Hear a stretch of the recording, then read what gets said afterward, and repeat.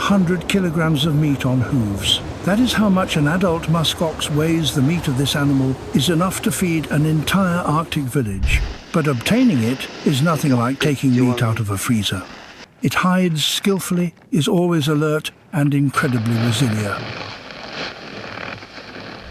To find its tracks, skill alone is not enough. Experience, patience, and luck are required. That is why we leave the village before dawn. The snow creaks under our feet. Beside me are two hunters, Akik and Mixer. It is. The wind nips at my face, but they seem not to notice the cold.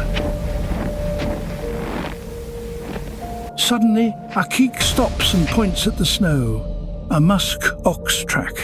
From yesterday, I look and see only a few indentations. To me, they mean nothing. But to them, these are not just indentations. Every track is a clue. They know with certainty which direction the musk ox went.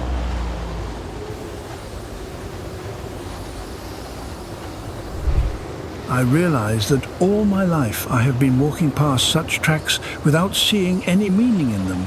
We continue following the trail, crossing the tundra. Our breath freezes in the air, leaving clouds of frost. Every few hundred meters, Mixer drops to one knee and examines the surface. Fresh, he says. A new layer on top. I only nod, trying not to fall behind. Do you hear it? Akik suddenly stops. I listen, cawing somewhere ahead. Ravens, he explains. If they are here, it means the prey is nearby too. They always stay close to food. Black silhouettes circle in the sky. This is ancient navigation. Instead of satellite signals, we read the language of birds.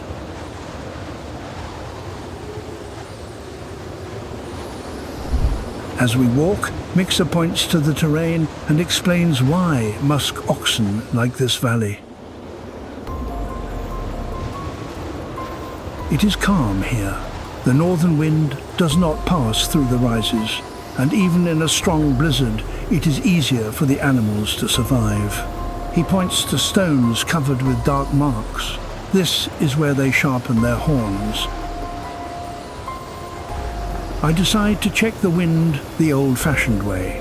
I moisten my finger and raise it. Akik smirks. My finger is instantly disqualified by a man who feels the wind with his skin.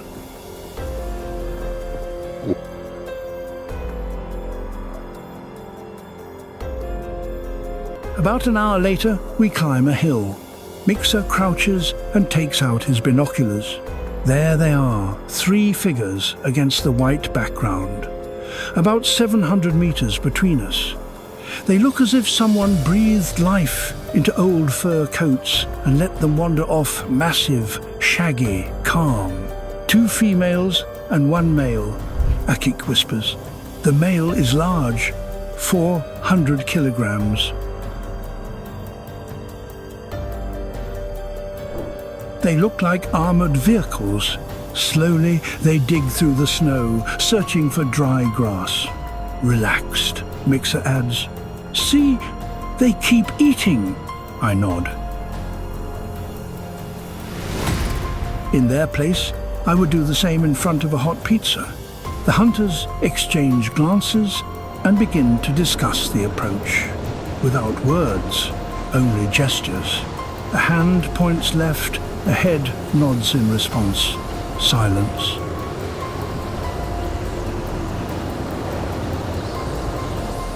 We'll go around from that side, Akik says quietly. We'll drop into the hollow, then come out from behind those rocks. It is a coordinated operation. No sounds, no words, only movements honed over years. The wind suddenly shifts.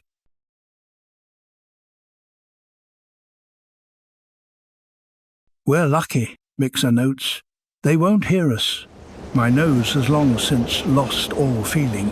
But these two read the wind with their skin.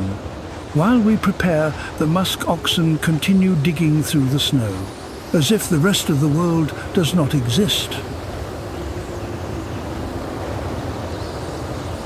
Akik commands quietly. We start with the main thing. The rifles lie in front of us.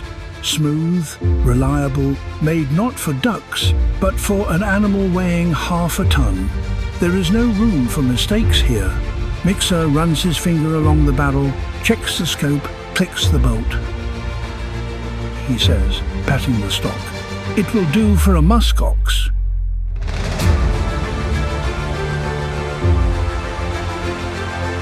Even though everything I know about weapons comes from action movies, these rifles are single-shot but powerful, valued for accuracy and penetration. Musk oxen have thick skulls, and their fur absorbs the energy of the shot. A mistake means the end of the hunt. Then come the knives.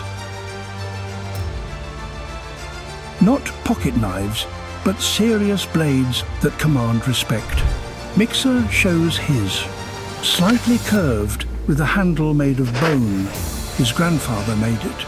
The blade is so sharp that it can be used for shaving. Now the sleds.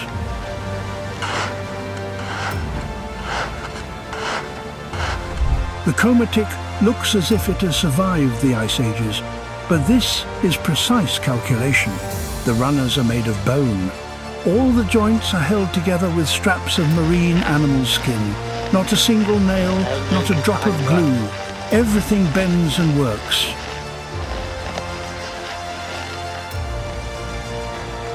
An Arctic pickup truck without an engine. The ropes are made from twisted walrus hide, tight like tendons. Akik says one rope can hold a quarter of the carcass.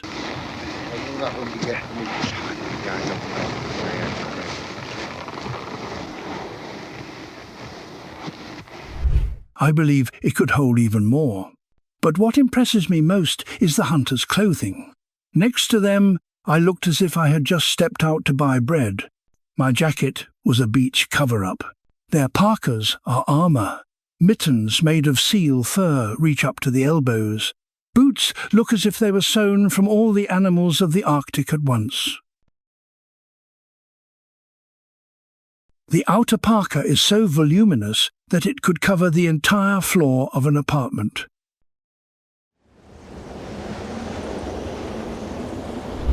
The hunters also carry tools. One of them frightened me at first. It looked like an instrument of torture.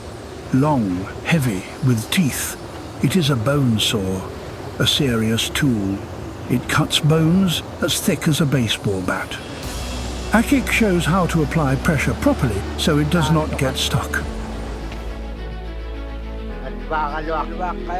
Then the smaller items, horn scrapers, sharp as needles, containers made of walrus bone. Each item has its own task. This is not just equipment. It is a surgical kit for a carcass weighing 400 kilograms. Only here, no one lays the patient on a table.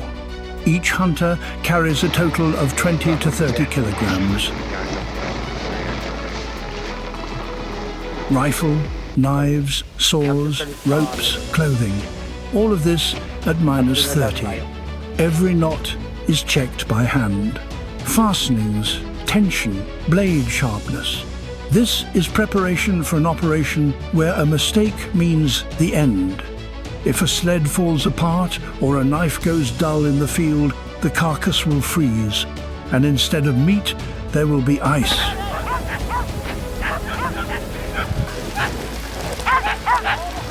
But more important than any tool is their experience. They learn from childhood from their fathers, who learned from their own fathers. Here, every movement is automatic. They know what will be needed, when and where it should be, because forgetting something here is dangerous.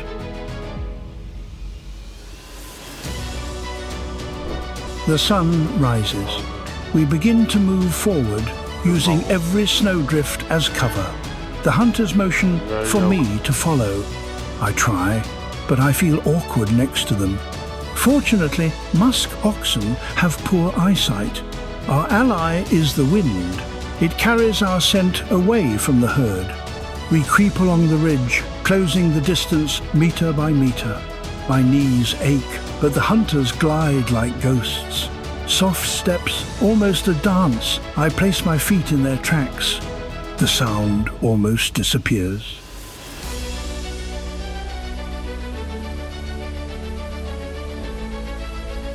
From time to time we look at the animals. They are still eating. Good musk oxen can stand for hours, carefully digging grass out from under the snow.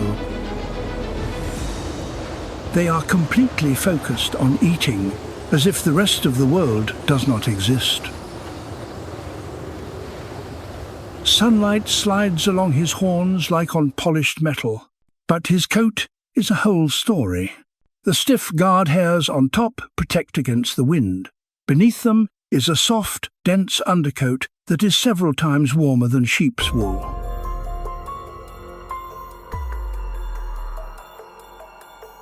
One of the females becomes alert and stops eating. We turn into statues. Half a minute of silence.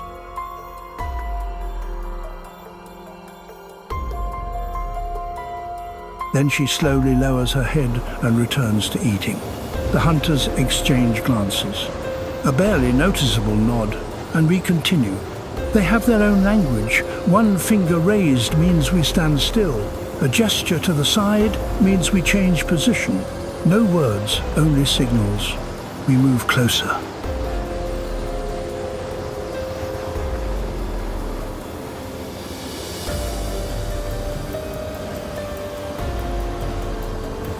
Now the sounds are audible hooves, scraping the snow, a quiet snorting.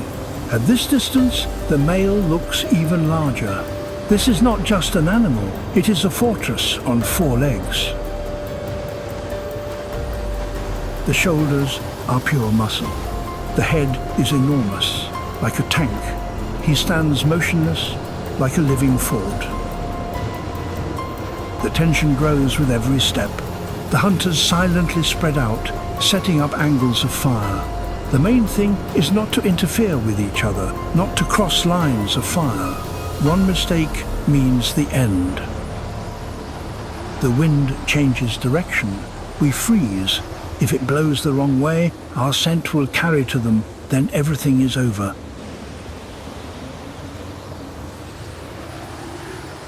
Although these animals look like a sack of hay on legs, they have survived in the Arctic for thousands of years. This is not a hunt for one. It is the management of group behavior. They are social animals. If one gets frightened, all of them bolt. That is why the hunters block all their routes of retreat. My role is simple: to stand, stay silent, and not break what they planned. The hunters raise their rifles, freeze, wait. Then an explosion. The shots echo across the ice.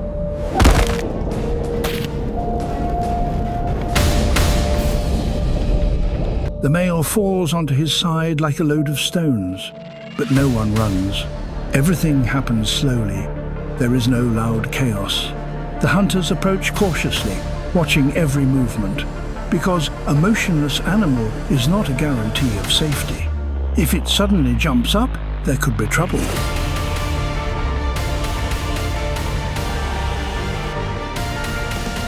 They check for any movement.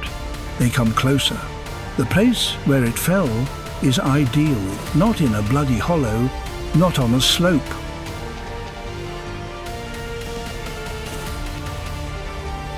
Good for butchering. Mixer takes out a knife with a bone handle. The first cut runs along the belly. The movements are confident and precise, not touching the internal organs. Because one wrong movement and the meat is ruined, the hide separates smoothly, as if it opens itself for him. Everything is done methodically, cut after cut, layer after layer. The hide must remain intact. It will later be made into clothing, boat coverings, and straps. Attention is paid to the internal organs. This is the most important thing in northern conditions. High caloric value, nutrition, energy here, these are means of survival, not luxury. First, the liver. Large, dark, warm to the touch. One of the most valuable organs. Then the heart. Then the kidneys. Each organ is carefully removed and packed.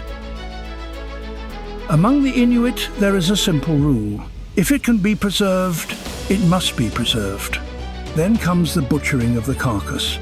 The front shoulders, the hindquarters, the ribs, the chest, and finally, the most tender meat along the spine, the fillet, which is valued above all else. After that, the head and the horns. The horns will be used for tools, scrapers, decorations. The skull is used in rituals or for practical needs. Every element receives a second life. The bones are removed carefully. Large ones for knife handles, small ones for needles and awls.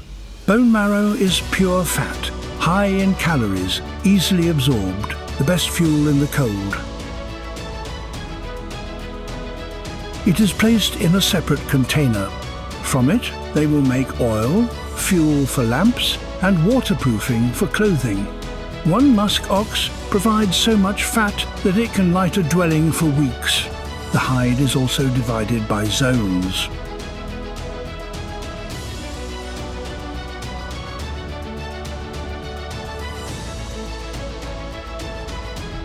Dense sections go for soles, softer ones for linings. The sinews are pulled out carefully. They will later become extremely strong threads. The hunters work like a single organism. Akik works on one side, Mixer on the other. Not a single unnecessary movement. They have done this hundreds of times. Every movement is in its place. When the last pieces are packed, transportation begins. All this wealth has to be taken home.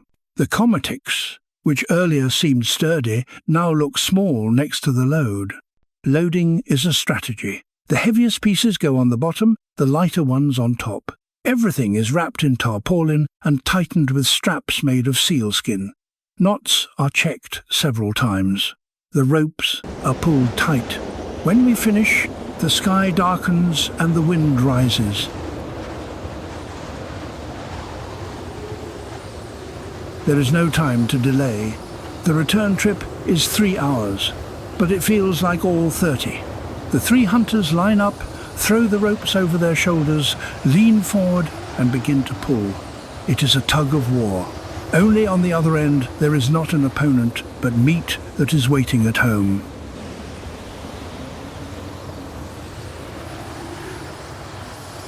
The landscape sets the rules. Where the snow is smooth, we can walk. Where it is hard and uneven, we almost crawl. The runners catch on every bump. In every hollow, the sled has to be adjusted.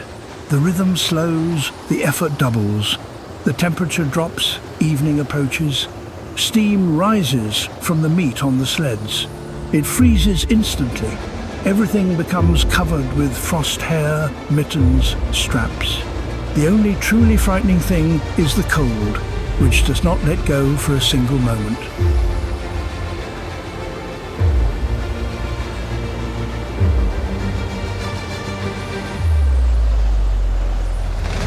Sometimes we stop to drink water, but the cold still seeps into our hands and the fingers go numb. At last, familiar silhouettes appear ahead. A few houses, smoke rising from chimneys. The whiteness is broken for the first time. We are almost home. As soon as the runners creak at the edge of the village, doors open one after another. People come out to meet the hunters. Returning with a musk ox is an event. It is life and a large reserve that brings hope.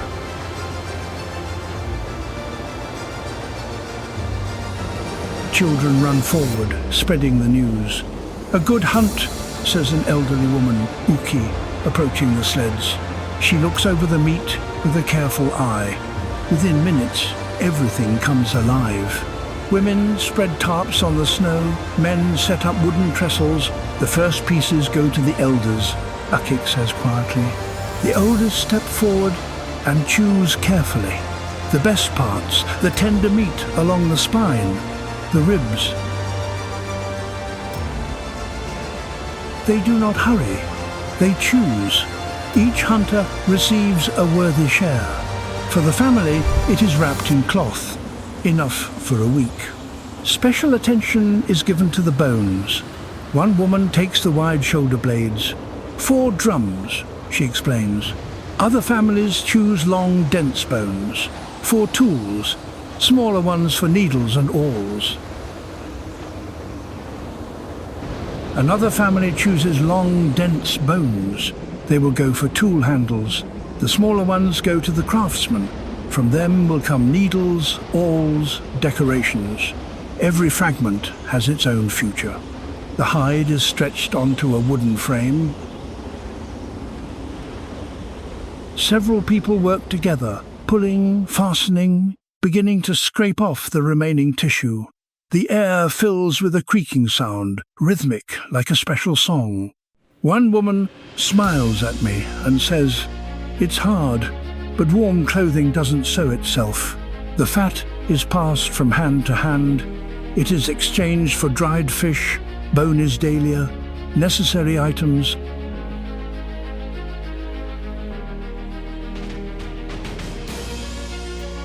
Everything happens easily, by agreement. Everyone watches not only their own share, but also those who have less, so that there is enough for everyone. The tongue receives special attention. The elder cuts it himself. Carefully, unhurriedly, he slices it into pieces and passes them to the most respected families. This is not just a treat, it is a sign of respect, a delicacy, Mixa says quietly, noticing my look. The long bones are split with precision, and there is the bone marrow. It is handed out to the children in bowls, and their eyes shine. One girl shows me what she got, dips her finger into the fat, laughs, and shares it with me. Every part is used here, even the smallest. Strips of meat are hung up to dry, the lungs collected on the spot. Blood is mixed with fat, dried herbs are added, and sausage is made. Children dart among the adults, skillfully slipping between legs, trying to steal an extra piece while no one is watching. Children's resourcefulness is the same everywhere. Only here, the treats are not sweets, but a piece of dried fat or a scrap of meat prepared for drying. Bones, intended for broth, are stacked neatly in a pile near the fire pit in the center of the village. Everyone knows that tomorrow they will turn into a hot stock that will warm them on the coldest days. The sun sinks below the horizon. Its light becomes soft, reddish, and as the shadows stretch across the snow, it becomes clear. The enormous bull we met in the tundra in the morning is now completely transformed into food, future clothing, and tools. Families load their shares onto small sleds. Some carry them on their shoulders, others drag them behind. People disperse to their homes. Each has a week's worth of food, materials for work, resources for exchange. The last thing I notice before darkness finally falls is smoke rising from chimneys. Dinner preparation begins, the silence fills with aromas, and our circle closes. If you want to learn more stories from life in the tundra, subscribe to our channel. Here we tell stories about people whose lives are often hidden from the world's view. Leave a comment and share which moment impressed you the most. Your words help us understand which stories you want next.